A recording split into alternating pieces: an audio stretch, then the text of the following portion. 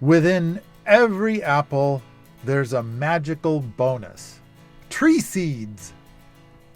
I like to imagine 1,000,000 people eating an apple a day and getting those seeds into the soil.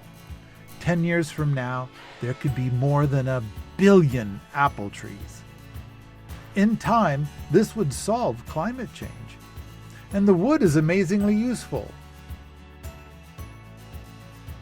Then there are the apples.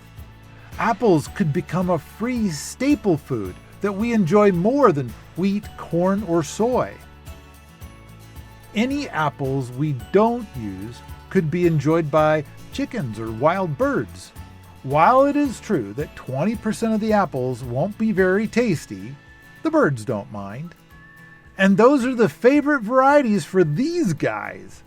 Most apples you find in a grocery store have a shelf life of months.